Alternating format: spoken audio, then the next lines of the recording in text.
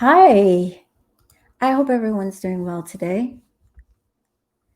I wanted to go over 4 signs of domestic abuse and how these 4 signs fit into the case of Christopher Watts. Now, if this is a sensitive topic for you, please exit right now. Domestic abuse does not discriminate. It is something that plagues us no matter what race, religion, social, economic background that we come from. It doesn't matter. Any one of us can be a victim of domestic abuse, and any one of us can be a perpetrator of abuse. Domestic abuse just does not discriminate whatsoever. Now, one of the signs of domestic abuse is a past history of violence. Now, if you know somebody that is just getting into fights all the time, has a short fuse, wants to pick fights with other adults, children, even animals, that's a big sign, and you should not ignore it. Because if the person has a history of violence, you could easily be at the receiving end of that violence. Now, how does history of violence fit into the case of Chris Watts? Well, there's an incident that happened when they got together and he moved in with her being Shannon Watts, who I will refer to as SW. When Chris moved in with her into her home in North Carolina, and he received a call or a text from a past acquaintance,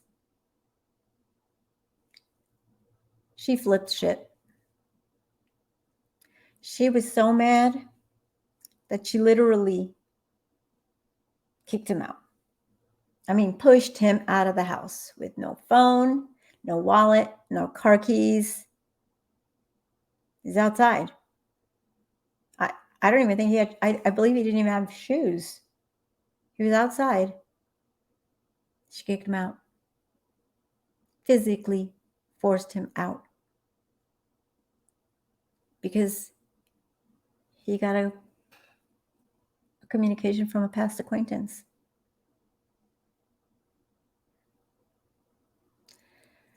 So if somebody's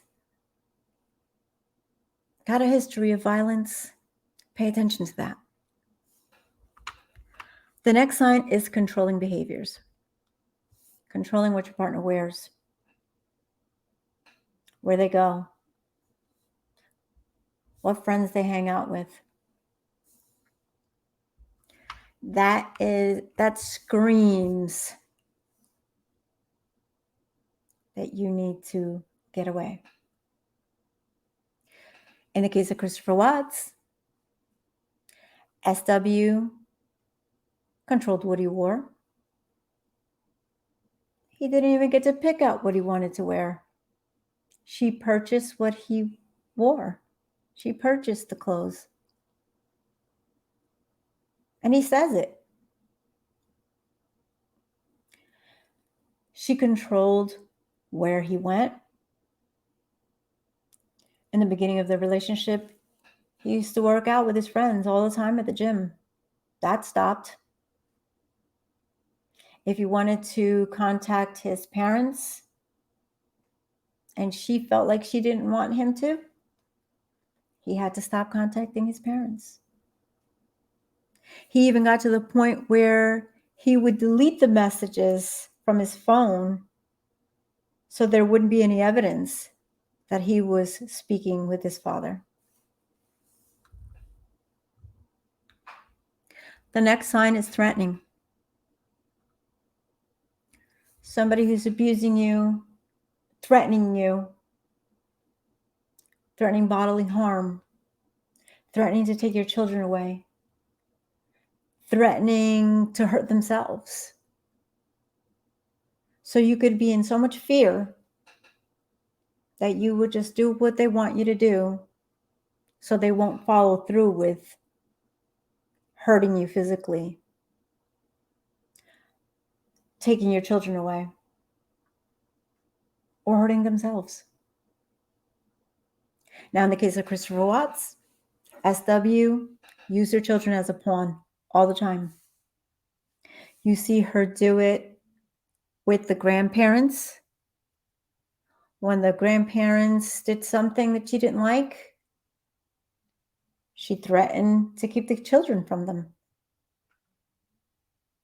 When she was having conflict with Christopher Watts, she threatened to keep the children from him.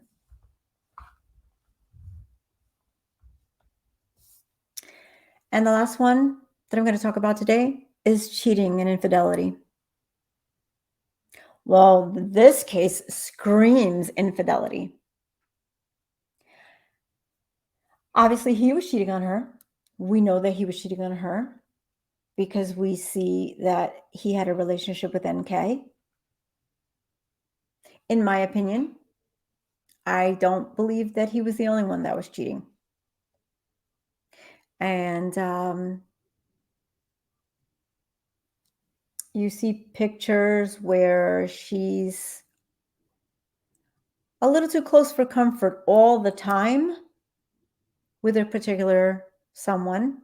I will call him CM. And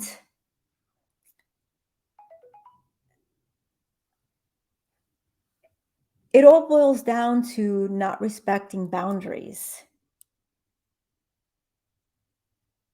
and having control over someone.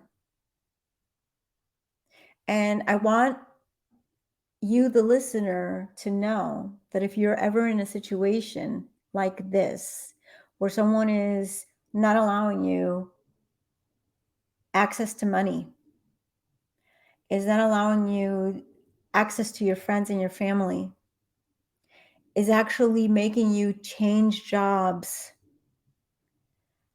making you move across the country or wherever just to pull you away, to isolate you. If someone is threatening you, if someone just gives you that look, that threatening look where you know you're going to be in trouble, make a plan, talk with somebody, call that number on the bottom of this screen if you have to.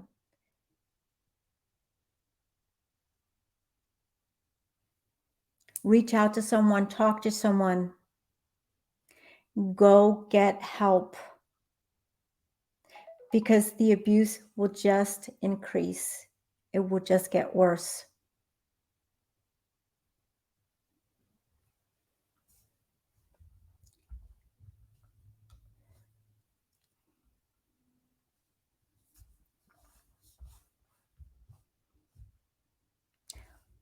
I'm going to stop right here, but I'm so thankful for you, the listener. And I'm going to touch on these topics a little more in further videos. But I wanted to thank everyone. And here I am saying because I'm new at this and I have to get comfortable speaking to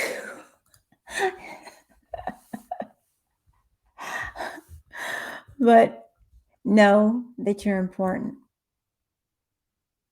Know that you're not alone. There is help out there.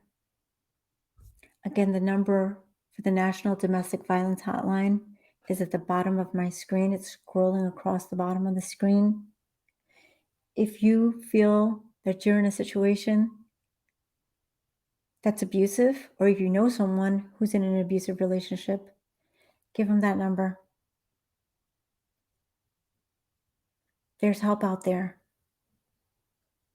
I know from firsthand experience as a victim of domestic violence, I thought I had nowhere to go. I thought there was no way out. But that's exactly the abuser's intention. They want you to feel like you're alone. And you're not. Have a great day, everyone.